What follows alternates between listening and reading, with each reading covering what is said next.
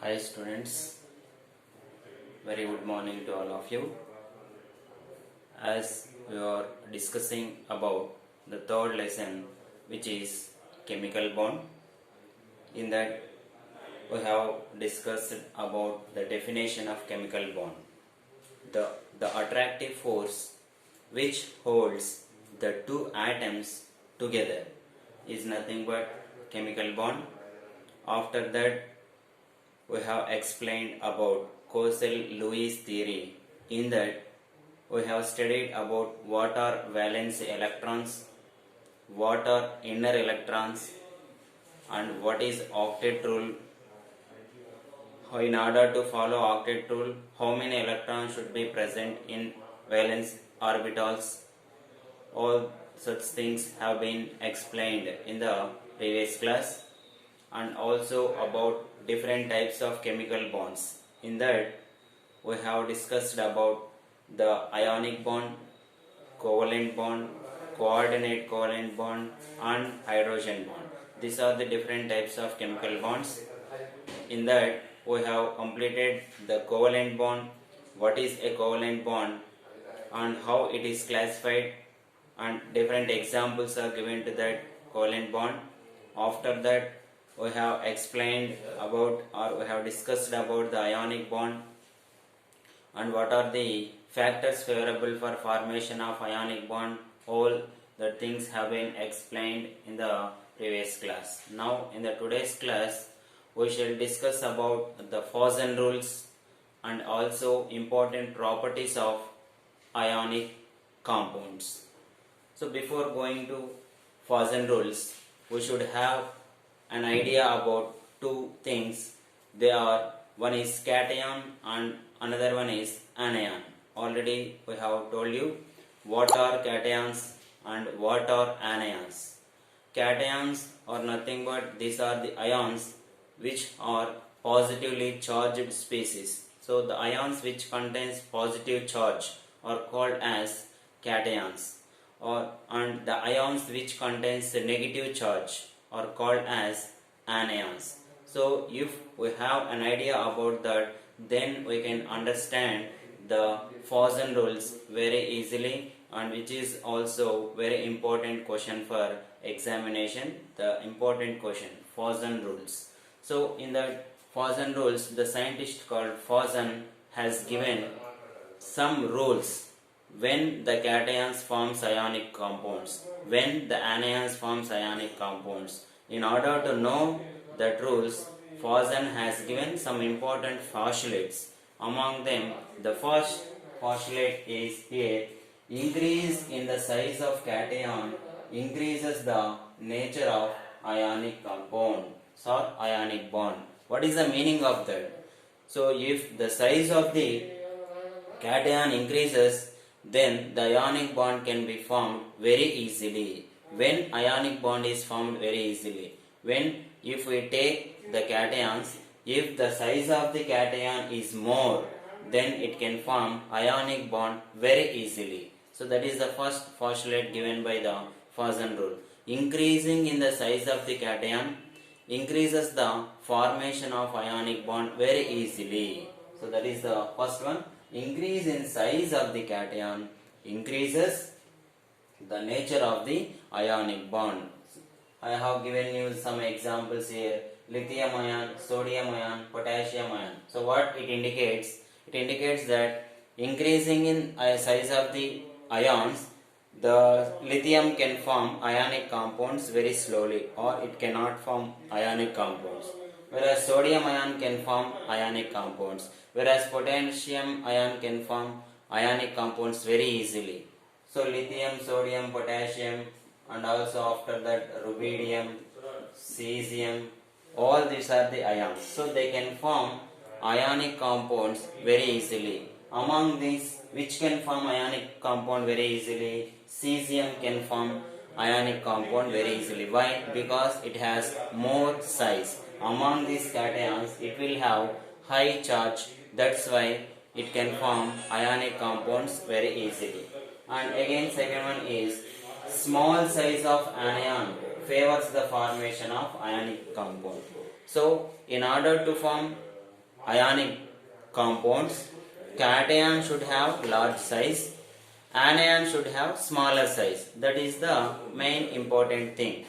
So, in order to form ionic compounds, cations should have large size, and whereas coming to anions, they should have smaller size. If the size of the anion is less, then it can form ionic bond very easily. If the size of the cation is more, then they can form ionic compound very easily. So that is the second one. Small size of anion favors the formation of ionic bond. See here I have given you the examples. Among these, which has smaller size? Fluorine, chlorine, bromine, iodine. Among these halogens, the fluorine will have smaller size, so it can form ionic compounds very easily. If it is cation, the cation which has highest size or large size will form ionic compounds. If it is anion, the anion which has smaller size will form ionic compounds very easily. And here, cation or anions having smaller size favors the formation of ionic bond. So if we take both cations or anions, if they have smaller charge, here we have discussed about the size, whereas coming to charge, whether it may be cation or anion, for both of them, if the charge is less, then they can form ionic compounds very easily. But it is different from size. When compared with size, cation should have large size to form ionic compound. Anion should have small size to form ionic compound. Whereas coming to charge, both of them, whether it may be cation or anion, if both of them have smaller charge, they can form ionic compound. If both of them have larger, then they can form covalent compounds. So that is the third postulate. Cation or anions which have smaller charge, not size, charge. If charge on cation or anion will be less, then they can form ionic compounds very easily.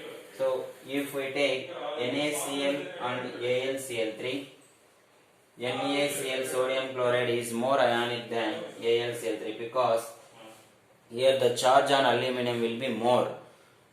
The charge for aluminum is +3, the charge for sodium is +1. So which has less charge? Sodium. So it can form ionic compounds very easily than aluminum. And finally, the fourth postulate given by the Fosson is cations with inert configuration. What is the difference between inert configuration and pseudo-inert configuration? Inert configuration means they gain 8 electrons in outermost orbitals by taking an electron from the other atoms. So if other atoms give an electron, they will take that electron and gain stability. That is called as inert configuration. And whereas coming to pseudo configuration means they itself contains 8 electrons in their outermost orbitals. So the atoms or the molecules which have inert configuration will form ionic compounds, which the atoms with pseudo inert configuration forms covalent compounds.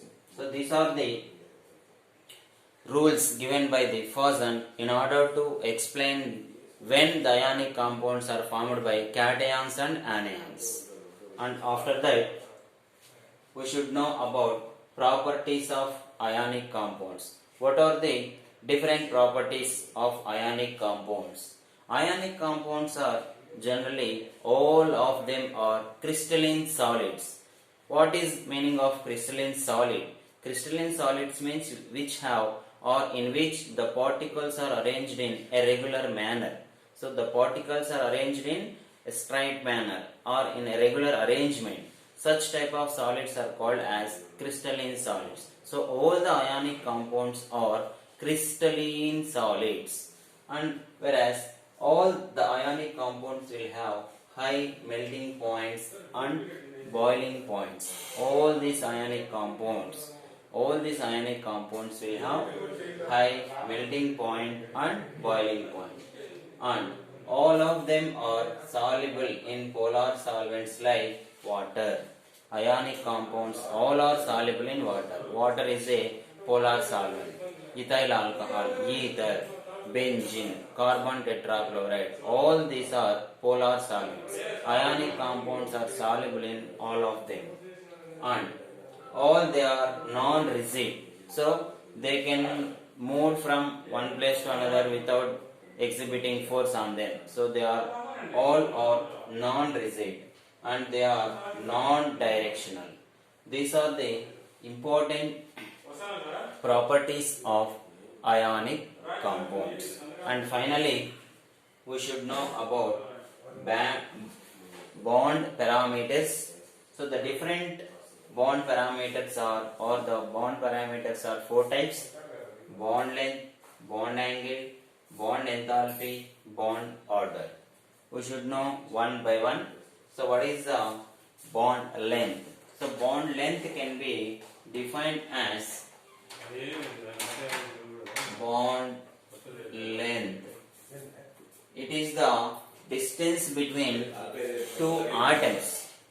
If we take two atoms A and B, the distance between the two atoms is called as bond length.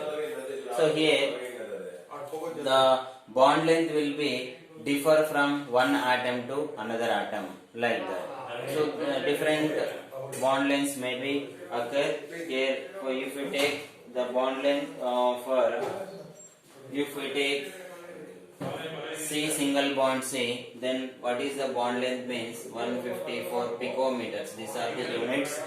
If we take double bond C double bond, then the bond length is 134 picometers, like that. So the bond length varies between two different atoms depending upon the bonds present between them. So the bond length will be differ for HCl, the bond length will be differ for ClCl, like that. So the exact definition for that is the length between two atoms is called as bond length. Whereas coming to bond angle, so what is bond angle?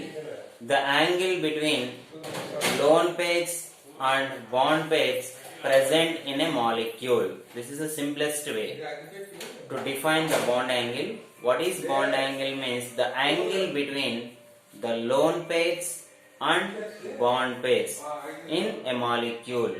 So for example, if you take water, we can write the structure of water like this. Now this is called a bond angle. These are lone pairs and these are bond pairs. The angle between lone pairs and bond pairs is called as bond angle. For example, for water, the bond angle is 104 degrees 5 minutes. For that, so different molecules will have different bond angles. The bond angle may be changed or increased or decreased due to repulsion or attractions between the lone pairs and bond pairs present on the central atom. So that is the main condition. The bond angle may be changed. When it can change, so it can change, a molecule can change the bond angle due to repulsion or attraction of electrons or lone pair of electrons present on central metal atom. So which is called as central metal atom? The molecule which plays, or the atom which plays major role in the molecule is called as central atom. So after that, the next one is bond enthalpy. Here, how can we define bond enthalpy? Already we know that there will be a bond present between two atoms. If you take two atoms, for example, I am taking A and B, then a bond is present between two atoms.